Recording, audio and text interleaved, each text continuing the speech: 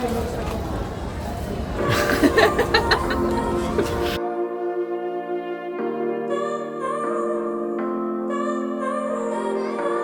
Museum of Tomorrow is a really interesting museum to visit.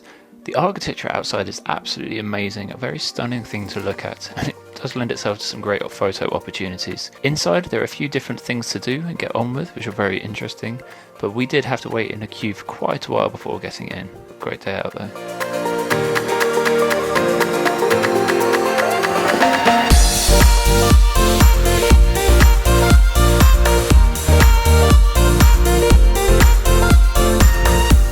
So we were able to go here straight after the Museum of Tomorrow, as it was just a short walk away.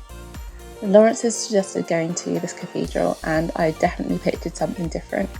When we finally got to see it, I did think it looked more like an Aztec pyramid, which was actually really cool.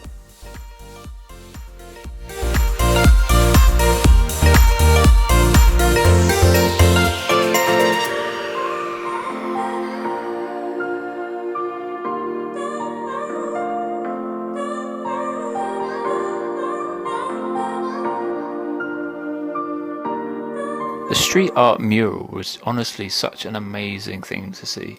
Such a variety of art, and some of the paintings were absolutely huge. Really was quite a sight to see. We had scorching weather when we visited. I did overheat quite a bit from being out in the sun, had to step back into the shade quite often, but we took a lot of photos and had a wonderful time there.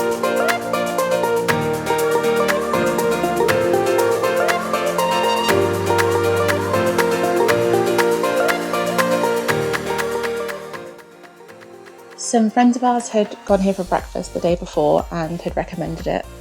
We were really lucky that the day we ended up going happened to have free entry. Breakfast was amazing, there was so much food, we even managed to save some for the next few days. When it started raining, we were able to duck in to the fort and explore a bit more, which was brilliant. The views were beautiful, and the only downside was all the pigeons that started to gather at the end of our meal.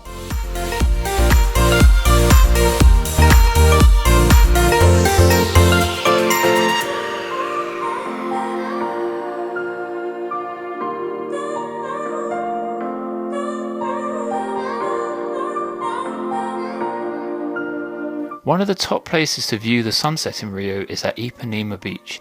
On the eastern part of the beach there is a collection of rocks where you can sit and view the sunset below the horizon.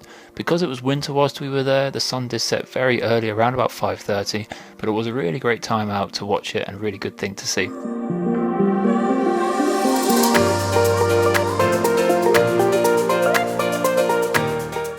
This was one of the best free activities that we did while in Rio. The house was in a beautiful setting with some caves and even a mini aquarium. It did get quite busy, so we had to queue to get a picture in one of the better spots, but it was worth it.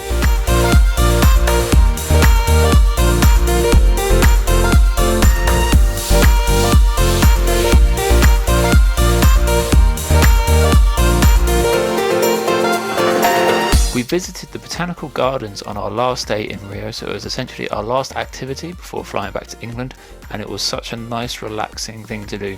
Really was some beautiful scenery with a great selection of flowers and trees to look at, and it was a lot of great photo opportunities as well. Really highly recommend it.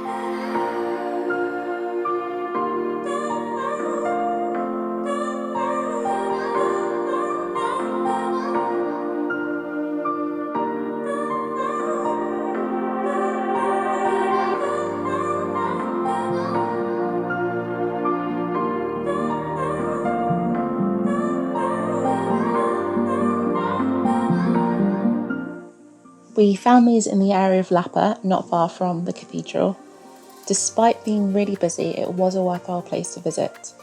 The story behind the steps was really unique, and they were so beautiful in person.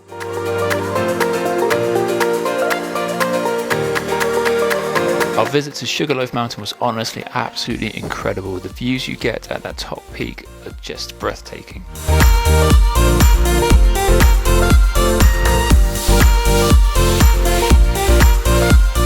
At Sugarloaf Mountain there are two peaks. You get the cable car up to the first peak where you can explore, take some photos, and then you get a second cable car to go to the top.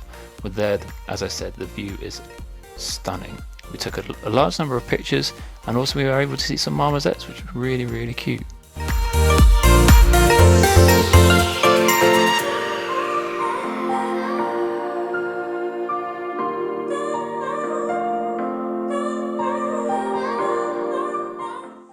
So this was the experience we were all looking forward to. We were warned when we bought our tickets that visibility was quite bad that day, but we thought we'd risk it anyway. We caught the train up and it was so foggy when we first arrived, so we were a bit disappointed. But we decided to wait it out. We popped to the cafe to grab a coffee. We even witnessed a proposal, and thankfully not long after it did clear up. It was totally worth it for the views.